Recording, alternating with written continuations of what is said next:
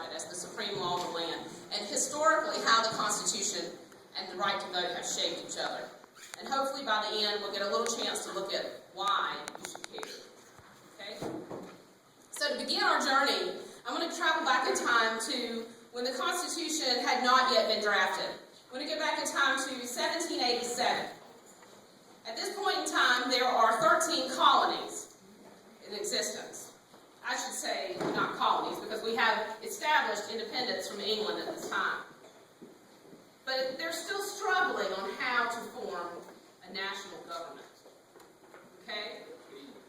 They've drawn up something called the Articles of Confederation, but the Articles of Confederation are not working out very well for them. And there's going to be a meeting in Philadelphia to determine what the laws that underlie this country are going to be.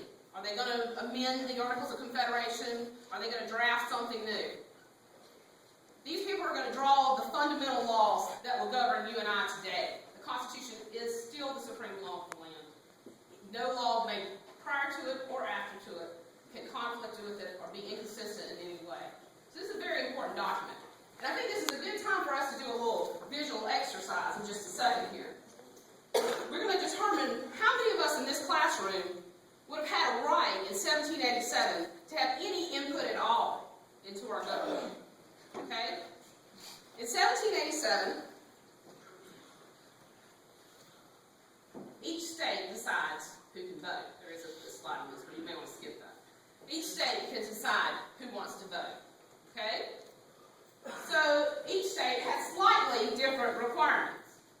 But it's based on an English model, and there are 3 predominant requirements. So if you'll all stand at this time, okay? And I'm going to go through these requirements. We're going to assume that everybody has the right to vote, right?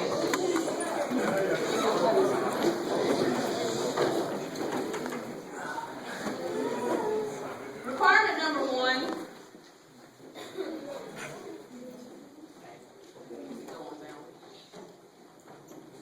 Is that you be male. In 1787, if you are not male, you may not vote. I knew I was going first. Okay. In 1787, if you wish to vote, you must be white. And that is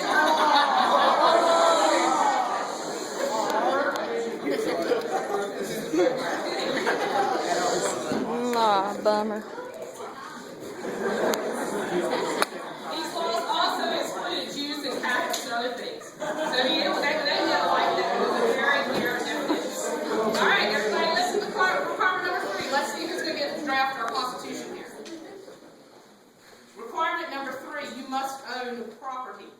In North Carolina, that means you must own 50 acres of land for 6 months prior to the Oh my God,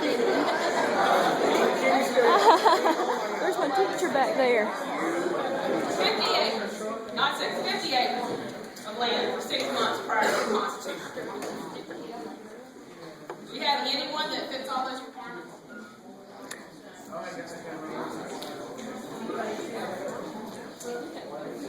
None of us would have had any input at all into the drafting of this Constitution, myself included. If you go to slide number 3, that one is a photograph. I apologize, I thought I would have a Guys, please show some respect to your speaker. This is an artist's rendition of the drafters of your Constitution. It's a little fuzzy, but if you look at it, I think you might notice some similarities. Who you vote for and who is entitled to vote very frequently predicts what type of representation you will have and what interests will be presented by that representation. Well, fortunately, they did get together and draft a Constitution, and it was signed, if you move on to number 4 here, September of 1787. Oops, sorry. I better stop that. It's September 1787. Who can tell me, and some of you may know right now, where the right to vote was in that Constitution? Does anybody know? There was no right to vote in that Constitution. Under the Constitution, as it was signed, did not include it. It's not all that shocking because the original Constitution actually looked very different than what you probably think of when I talk about the Constitution today. This is pre-Bill of Rights. It doesn't include the right to free speech and many of the things. But what may be a little shocking to many of us is that the drafters and the framers of the Constitution mostly did not really believe that there should be a right to vote. There was a committee formed to decide how to vote in a federal election, because they had to set up a national government. And they talked about mostly property. Should you have to own the property to vote? None of the other things that we think of today. And there was a great debate about that. Ultimately, they decided to just sort of punt and decide that who decides our senators under the original Constitution was your legislatures in the states. So basically put it back to the state. But I pulled a quote by John Adams on slide 5 that she has up here that I thought really kind of displayed some of the mindset that went on in these days. John Adams said, "It's dangerous to open such a fruitful source of controversy and altercation as would be opened by attempting to alter the qualifications of the voters. There's going to be no end to it. New claims are on the rise. Women will demand to vote. Lads from 12 to 20 are going to think they have rights that should be attended to. And every man who has not a farthing will demand an equal voice with any other in all acts of state. It tends to confound and destroy all distinction and prostrate all ranks to one common level." So clearly, our right to vote historically has not always been noticed in the same ways by our government. We'll move forward a little bit, and they passed the Bill of Rights. The Bill of Rights was passed on September 25th, 1789, and ratified on December the 15th of 1781. Now, at this point, the Constitution is beginning to look a little bit more like what you know it as. It contains many of the rights that we now associate with our Constitution. The right to freedom of speech, the right to religion, the right to bear arms, and restraints against search and seizure. How many of you think it contains a right to vote? Anybody? It does not. There is no right to vote contained in the Bill of Rights. At this point in time, it is still considered not a right. So we go forward about 80 years, and the Constitution remains unchanged. There are some changes in state law that begin to impact who can vote. By 1850, all of the states have eliminated the property requirement. It's no longer necessary to own property. Unfortunately, it is still necessary to be male. It is still necessary to be white. And in fact, some of the states that previously did not have racial discrimination in their right to vote, there were a couple. North Carolina, for instance, originally you had to be free but not white, had now added that in. Connecticut and Massachusetts had now required you to be literate to vote in an attempt to discourage Irish and Catholic votes. So even though it may seem like it was going forward a little bit with the not having to have property, in actuality, I'm not sure we really were progressing that much. So, does anybody know what happened in the early 1860s that brought a change under the Constitution? I hear somebody saying it. Shout it out, you're right. The Civil War. Very good.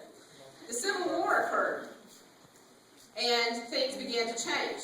Freedom for the slaves, post-Civil War. I would love to say that the 15th Amendment was passed completely as a concern for the rights of minorities. However, if you look at the discussions that were going on in Congress, which, by the way, are available to you to look at, even under current laws, a lot of it centered on a concern about losing power. What was going to happen when the southern states come back into the Union if only the white male contingent can vote? So the Congress passed the 15th Amendment on February the 26th of 1869, and it was ratified in 1870. The 15th Amendment said that you cannot discriminate on the basis of race, color, or previous condition of servitude. So at this point, you can now vote according to law if you are male, and if you no longer have to be white. However, you still have to be a man. Black women, white women are restricted. They had to send Union troops to the South to enforce this. And while they were there for about 7 years, it actually had some success. You saw the shift of the congressional makeup to start to change a little bit, particularly on the local levels. However, on May the 1st, 1877, Union troops are withdrawn from the South. This constitutional amendment, while it is in the Constitution, was basically decimated by your local authorities, people that voted. States began, there were acts of violence individually against people who tried to vote, and states began to enact legislation that prohibited it. In 1889, Florida enacted a poll tax. Does anybody know what a poll tax is? Kind of what it sounds like you do. A fee to vote. A fee to vote, right. Can you think why a poll tax might have been enacted? What were they trying to do?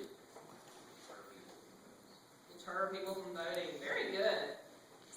Get the sense some of you may have covered some of this. 10 other southern states implemented poll taxes. You have to remember, this is post-Civil War. You have a lot of people who are poverty-stricken. And one of the things they didn't think about is you have a lot of people, no matter what the race, that are in poverty in the South at this time. They also began to apply literacy tests. You have to be able to read sections of the Constitution before you can vote. This happens in 1890 in Mississippi for one of the first times in the South. There were some in the North prior to that. It just kind of catches on and is prevalent throughout the North and the South. Like I said, they had inadvertently barred some people that they didn't want to, because there were quite a few people who were illiterate, and there were quite a few people who couldn't pay the tax. So in case it wasn't clear what they were trying to do, they enacted a grandfather clause that allowed you to vote, if you could vote, prior to the 15th Amendment. Then you could still vote in the election, regardless of whether you were literate or whether you could pay the tax. Also, your descendants could vote. So they found a way to kind of worm around this constitutional protection and allow the whites basically to continue voting regardless. I'd love to say that the Constitution came in and switched this right back. Unfortunately, guys, this continued to basically, in 1965, the Supreme Court in Harvard versus Virginia Board of Education finally eliminates the poll tax in elections. There are a few cases prior to that may have eliminated it in federal elections, but it was 1965 before this was taken out. In 1975, when the Supreme Court decides that it's unconstitutional to do the literacy test, more than 100 years after the right to vote was enacted under the 15th Amendment. The Constitution also was amended under the 17th Amendment on May the 13th of 1912. And this is allowing those who are entitled to vote under state law to vote directly for your senators. If you go ahead and prior to that, as we talked about, your legislatures were basically responsible for appointing the senators on the national level. One thing I would point out about this, there still has been no amendment in terms of the presidential election. I think, as most of you know, the president is not elected by popular vote, but by an electoral vote. It is possible for presidents, and has occurred in the past, to receive more votes in the popular election nationwide and to lose the election because the electorates who get to vote for him voted the president. president in. I think one of the most recent examples of this was when in the Bush-Gore race. This actually happened. Yeah. Yeah, but I'm glad All right, let's move forward to the 19th Amendment.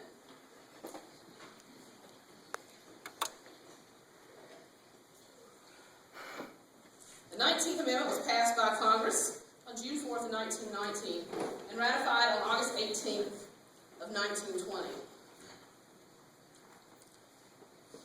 The rights of women to vote had been increased, the demand for the right had been increasing as women were becoming more and more educated, as society was becoming more and more industrialized. And it actually joined forces with the civil rights movement in a lot of ways. You had a lot of the civil rights leaders joining in and fighting for the right of women to vote. It actually did pass in 1919, and women are now allowed to vote. I will point out that at this point, when this passes, the literacy test and the poll taxes are still in effect. So that right is still greatly infringed. All right, let's move forward to the 26th Amendment. Now we're in the 60s. Who can tell me what's going on in the 60s? Both good answers. The Vietnam is what it calls this amendment. Really? Vietnam is occurring in the 1960s. At this point, you have to be 21 years of age to vote. Does anybody have any idea how old you have to be to be drafted in Vietnam? 18. 18. Very good. So people were being sent to war to die without a representation in the government. That led to the, without an ability to vote for representation in the government. That led to the 26th Amendment, which changed it to, you must be, they cannot restrict it. There you go. If you are 18 years of age or older. Now remember, this is only talking about the age. They can still restrict it on any other, well, not any other basis, but on many other bases. Okay? This is just saying you can't restrict an 18-year-old for voting because he's 18. Okay? All right. So where does that leave us today? Is there a national right to vote? Do anybody know? Should there be? The right to vote is still determined on a state-by-state basis. In North Carolina, in order to vote, you must meet the following requirements. You must be a U.S. citizen. You must be a resident of North Carolina. Prior to voting, you must be a resident of the county for at least 30 days prior to election day. Have to be 18. You can only be registered in one place. No double voting.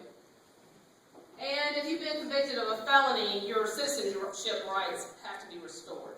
Now, this doesn't mean if you've been convicted of a felony that you can't vote, but it does mean you cannot vote if you're currently in jail, on probation, or parole. Okay? So just out of curiosity, let's assume, I understand we have some high school students, we may not have a lot of 18-year-olds in the room. So let's assume we are 18. How many of you can now vote under these requirements? You stand.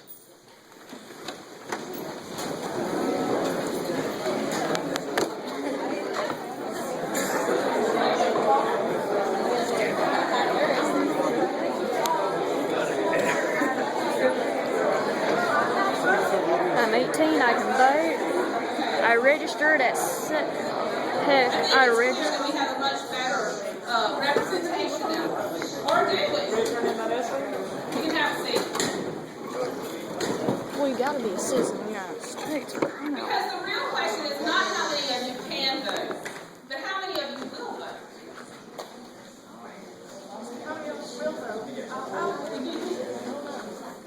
Despite the fact that we have made great strides in our ability to vote over the years, we haven't increased in equal number. Despite the fact that people died giving these rights to us to vote, we still managed to sit home and not take it seriously. In North Carolina, the highest voter turnout we had since 1972 for a presidential election year was 70%. And that was the last presidential election year. That's 70% of our registered voters. That's people who are qualified to vote. Okay, that's not 70% of the general population. There are actually millions of people in North Carolina that are of the legal age to vote, but not registered to vote. And that was our all-time high. Generally, it's more in a presidential election, we get more people coming out. It's more, in the range of, the 59 to up to the 70%, 59, 60%. That's when we have a president on the ballot. When we're electing local, a non-presidential election, our turnout of registered voters in North Carolina, the most recent one in 2006, we had a turnout of 37%. Man. So even though you gained the right to have these votes, whose hands are you putting them back in? Who is it that's turning out? Are you allowing other people to decide that right for you? A lot of people will go to the polls on election day and vote because they want to vote for a president. I think that's partially evident by the fact that the presidential years are so much higher than a normal election year. Unfortunately, a lot of those people who go to the poll to vote for the president, they may have a pretty good idea who they want to vote for president. What they don't know is who they want to vote for on a local level. We're just pulling levers. I think this would be a good time to look at our results of our mock election here. When you came through the door, we had you vote for candidates for the Court of Appeals. Two of these candidates are actually candidates for the North Carolina Court of Appeals in this upcoming election. Two of them are not. One of our top vote getters is Ann Stubbs. I have a picture of Miss Stubbs. I think she's slide 13.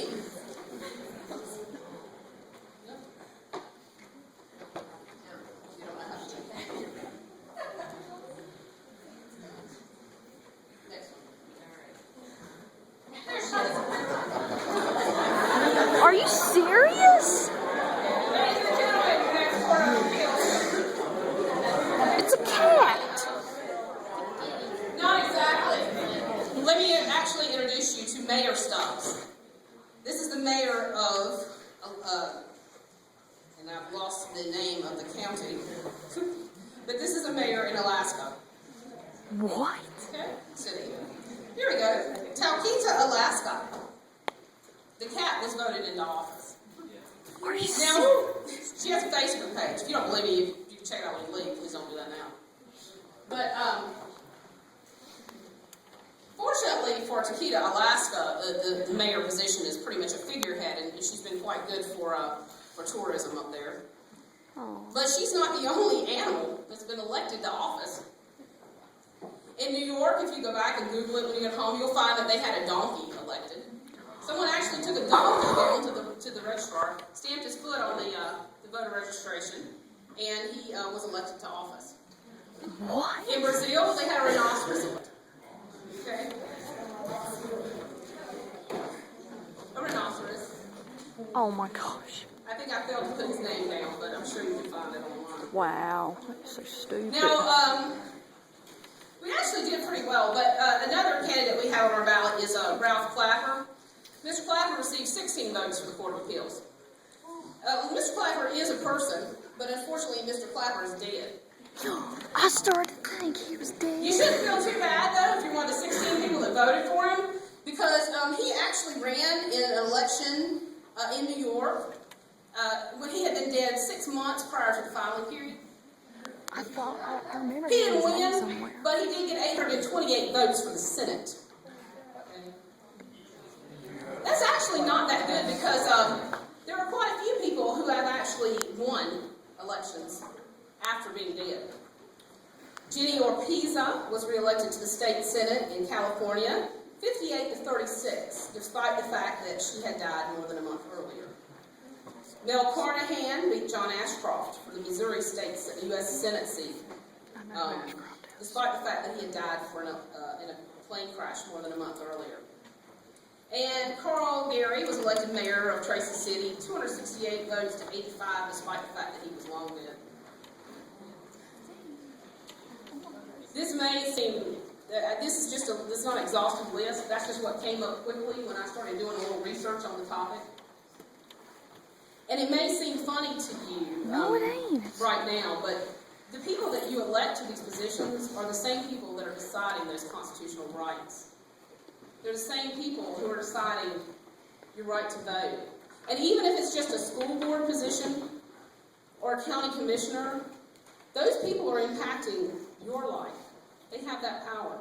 The school board's making policies about who can search, whether you're in school, whether you're on school grounds at a ball game. They're making policies about what can be worn, what can be said.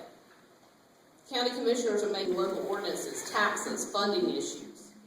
Judges are your frontline defense to the Constitution. I put this up here not to be funny or lighthearted, but to point out to you that just because somebody's name is on a ballot, that doesn't mean they're qualified for that office.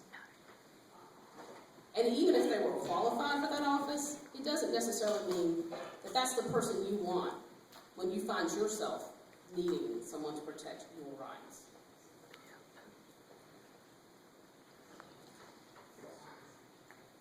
If you don't believe it, just think about the 15th Amendment. That law was in effect for 100 years before you could actually vote under it, before it was actually effective. Why? Because local officials and other people failed to protect those rights. The cost of changing that, untold, both lives and physical and monetary cost. And unfortunately, for the people who were originally granted that right, it was never really a reality. Most of them. If you think, why does this matter to me? You need to think about that not just on a national level, but you need to think about it on a local level as well. When I was practicing attorney in Alamance, I can think of numerous occasions where individual rights were denied with no legal basis. I can remember one case very clearly where a lady came before the court. Her child had been removed from her, an infant. She went out, she hired an attorney. She paid that attorney $300 an hour to represent her in court. She paid $80 per subpoena to get people to the courtroom to testify and attempt to take that child back. Now, mind you, there had been no hearing at this point. The child had been removed ex parte. I was actually on the other side. We had gone to the judge and gotten an order to remove the child from home. This was her opportunity to tell her side of the story. When we got into the courtroom, the judge quite literally said, "I will not hear it." Do you know what her remedy is in that case? Does anybody have any idea? Appeal. That's what everybody says. I'll just appeal it. I'll go all the way to the U.S. Supreme Court. Well, the appeal from that court is to the North Carolina Court of Appeals. The cost to appeal with that attorney is an upfront fee of $15,000. At this point in time, in order for her to get a decision from the North Carolina Court of Appeals, it is going to take, if it went on the track of the other cases that had gone there, approximately 2 years to get that decision back. If she chose to appeal at this point, it also could have a very real impact of tolling her case and not allowing us to move forward in further hearings. So her child, in order for her to get that right enacted, she would have had to have waited 2 years to get that infant back. Don't you wish you didn't have a cat on the Court of Appeals now? It's so important to know who you're voting for. So how do you do that? How can you find out about who to vote for? Do you have any ideas? Research. How would you research? Internet, local. City Hall. Go to town council meetings. That's good suggestions. A place I would suggest starting is your local board of elections. And you can do this online. I know most of you are probably pretty internet savvy. But you can go online at our Rutherford County Board of Elections, and you can get a copy of the ballot that you will vote on, assuming you're of age to vote, when the election comes around. It will list every person that is going to be on that ballot. There is contact information available that you can look at filings that these people have made at the State Board of Elections, which will tell you who has financed these people. You can do your research by looking at their websites and the other things that people mentioned.